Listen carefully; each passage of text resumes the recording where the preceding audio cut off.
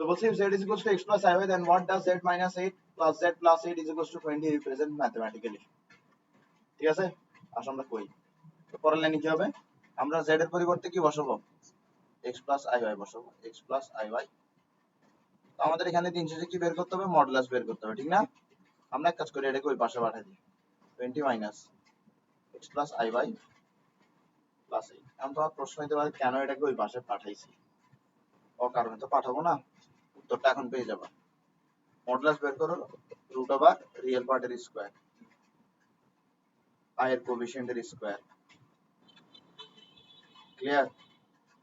তো এখানে 20, এখানে কি হবে, রুট ওভার রিয়েল পার্টের স্কয়ার, i এর কোএফিসিয়েন্টের স্কয়ার, ক্লিয়ার?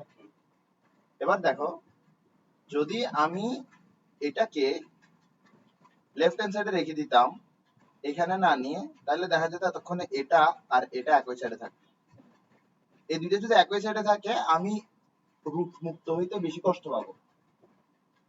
তো রুট মুক্ত করার জন্য আমি দুই সাইডে দুইটা রুট নিয়ে নিব, বুঝা গেছে? এবার দুই সাইডকে কি করে দিব, স্কয়ার করে দিব। এবার যদি দুই সাইডকে স্কয়ার করে দিই, আমার এই সাইডে খুব সহজে কি হয়ে গেল, রুট চলে গেল। এখানের মধ্যে একটু কষ্ট হবে, কিন্তু কষ্ট আগে যে কষ্ট হইতো তার তুলনায় কমই কষ্ট হবে। দেখো আগে, আচ্ছা আগেরটা বাদ দাও, আমরা আপাতত এখানেই থাকি, ঠিক আছে? আগে কি হইতো এটা বুঝতে গেলে এই ম্যাথটাই ভুলে যাবে না, ঠিক আছে? এটার স্কয়ার হচ্ছে, ক্লিয়ার বিষয়টা? আমার এটা আর এটা যদি এক সাইডে থাকতো, তাহলে তুমি বুঝতেছো এই দুইটাকে একসাথে স্কয়ার করে প্লাস বি হোল স্কয়ারের ফর্মুলা বসানো কত কষ্ট হইতো। তা আমি এটাকে কি করছি, ওই সাইডে নিয়ে নিয়েছি জাস্ট আমার ক্যালকুলেশনের সুবিধার জন্য, ক্লিয়ার বিষয়টা? এখন দেখো কি আসে, তুমি এক কাজ করে এখানের মধ্যে a মাইনাস বি হোল স্কয়ারের ফর্মুলা বসাও। কি হবে, a square minus 2ab plus b square y square, a square minus 2ab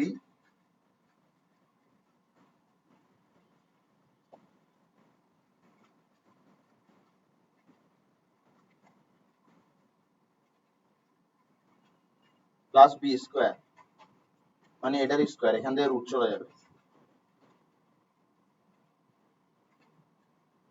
clear এতটুকু? এরপর একটা কাজ করে এখানের মধ্যে a প্লাস বি হোল স্কয়ারের ফর্মুলা বসাও, দেখো কি হয়। তোমার এখানের মধ্যে সবকিছু সেম থাকবে, জাস্ট এরপরে গিয়ে চেঞ্জ হবে, ঠিক আছে? এখানে আসবে a square plus 2ab plus b square, clear? এখানের গুলো কি সেম থাকবে। এবার দুই সাইডের মধ্যে যা যা কাটা, যা যা একই তা তা কেটে দাও, x square y square y square 64 64 কেটে দিছো। আর সবগুলোকে তুমি একটা কি 6 মাইনাস 16x প্লাস 16x, ঠিক আছে? তুমি মাইনাস 16x কে ওদিকে নিয়ে যাও, মাইনাস 16x কে ওদিকে নিয়ে যাও, তাহলে কি বাকি থাকে এখানের মধ্যে, এতটুকু।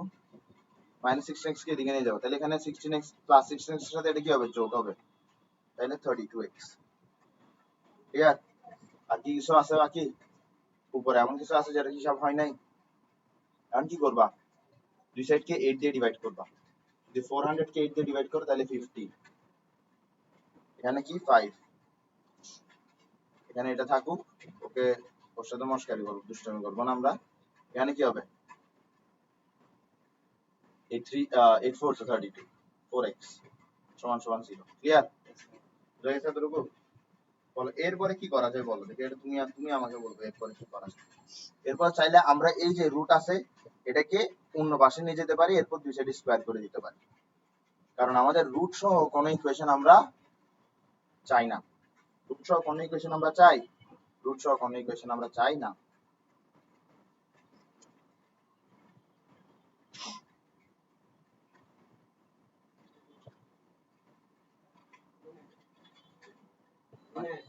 আমার কাছে এটা চেঞ্জ করতে হবে উপরেরটা, এটা আলগা তো, যেটা কোন একটা কাগজ কাছে দেখা যায়, এটা শুধু না লাগাইতাম,